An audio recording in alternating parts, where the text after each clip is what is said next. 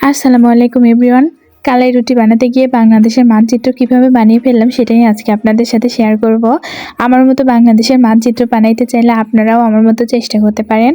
কালাই রুটি খাওয়ার জন্য বাজারে গিয়েছিলাম কালাই আনতে। তো কালাই যেটা নিয়ে এসেছি সেটা ভিজিয়ে রেখে বেটে নিয়েছি। সাথে হলো বাসায় ছিল ময়দাই দিয়ে দিয়েছি, আর সাথে লবণ আর পরিমাণ মতো চালের গুঁড়া দিয়ে মাখিয়ে নিয়েছি। এখানে কি পরিমাণ কালাই দিতে হবে বা কি পরিমাণ আটা দিতে হবে আমি কিছুই জানি না, শুধু জানি যে 3টে উপকরণ দিয়ে কালাই রুটি বানাই। তো আমিও 3টে উপকরণই মিক্সড করে চেষ্টা করেছি যে কালাই রুটি বানানোর।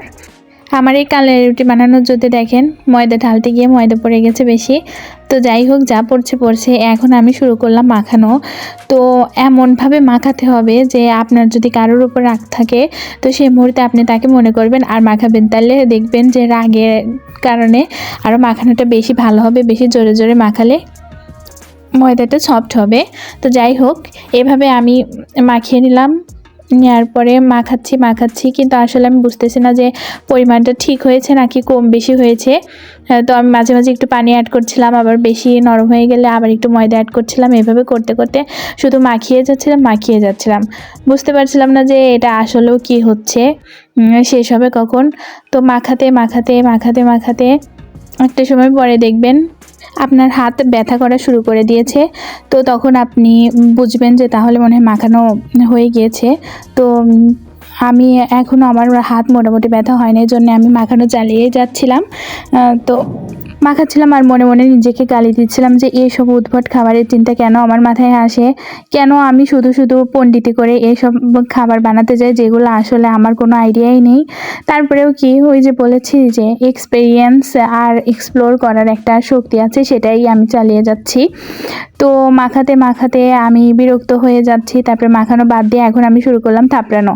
তো আপনার যদি কারোর উপর রাগ হয়, মনে করবেন যে তাকে থাপড়াবেন, কষে থাপড়াবেন, তো আপনি এই কালাই রুটির উপরে সেটা প্রয়োগ করতে পারেন। ইচ্ছা মতো থাপড়াইতে পারেন। থাপড়াইতে দেখবেন একটা সময়। তো আমি থাপড়াইতে কাজ হলো না, কারণ মাঝখান দিয়ে আমার ছিঁড়ে গেল। তো আমি আবার ওটা থামিয়ে আবার আমি চেষ্টা করছিলাম ডোটা আবার মাখিয়ে নেওয়ার, কিন্তু আবার থাপড়ানো শুরু করলাম। তো আবার একটু হাতের সাথে ময়দা নিয়ে থাপড়ানো শুরু করলাম, বাট তাতেও আমার কাজ হচ্ছিল না। পরে দেখলাম যে হাতের সাথে একটু তেল নিয়ে মনে হয় থাপড়াইলে কাজ হয়। তো আপনারাও ঠিক এটাই করবেন। তো থাপড়াইতে একটা সময় দেখলাম যে আসলে আমার রুটির পরিবর্তে বাংলাদেশের মানচিত্র হয়ে যাচ্ছে। বাংলাদেশের মানচিত্র হোক, তাতে সমস্যা নাই, তবে খাওয়া গেলেই হলো। তো আমি ভাবছিলাম হাল ছাড়া যাবে না, যা হয়ে হোক। তো এরপরে আমি চলে গেলাম সেঁকতে বা ভাজতে।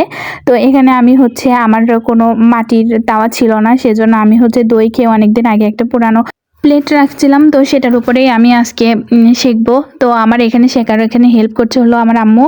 আমার কালাই রুটির সাইজ দেখে কেউ হাসবেন না, আসলে এমনই হয়েছে। বাংলাদেশের মানচিত্র বলেও খারাপ হবে। যাই হোক, এখানে যেহেতু ময়দা আছে আর কালাই আছে, সুতরাং এটা কালাই রুটি। সেটা দেখতে রুটির মতো না হলেও এটা কালাই রুটিই আমি ধরবো। আমার এই রুটি সাইজ দেখে আমার আম্মু হাসতে তো শেষ। তো আমি আম্মুকে বলছিলাম তাইলে আপনি একটা বানান। সেও পারবে না, কারণ সে আসলে আমরা পাবনা জেলার মেয়ে হয়ে চাঁপাইনবাবগঞ্জের বিখ্যাত খাবার কিভাবে বানাইবো বলেন। যাই হোক, এইভাবেই হয়েছে। তো কালাই রুটি খেতে চেয়েছি, বানিয়েছি। না হলে সেটা রুটির প্রবলেম, আমার প্রবলেম না। আমি বানাইতে পেরেছি, এটাই অনেক।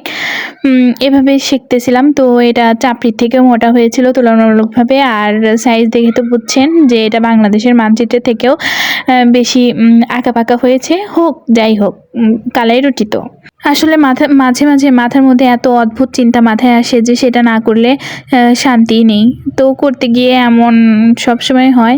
এই রুটিটা একটু সুন্দর হওয়ার ভাবতে পারবেন যে এটা সুন্দর হয়েছে, আসলে না, এটা সাইড দিয়ে একটু কেটে নিয়েছি যাতে দেখতে একটু সুন্দর দেখা যায়।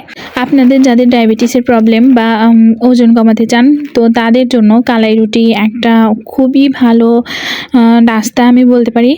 তো আপনারা এটা খাবারে ভাতের পরিবর্তে বা রুটির থেকেও এটাতে বেশি পরিমাণে ফাইবার থাকে, যার কারণে এটা খাওয়া স্বাস্থ্যের জন্য খুবই ভালো।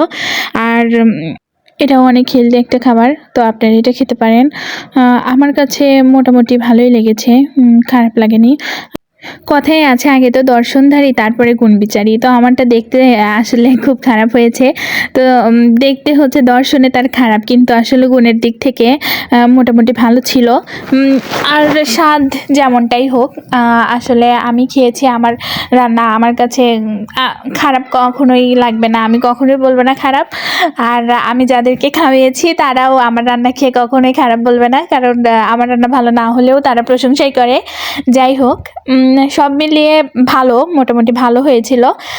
খাচ্ছিলাম আর ভাবতেছিলাম যে পাবনাতে একটা কালাই রুটির দোকান দিয়ে দেব, কিন্তু আসলে আমার রুটির সাইজ দেখে আমার দোকানে কোনো কাস্টমার আসবে না, এটাও ভাবতেছিলাম বারবার।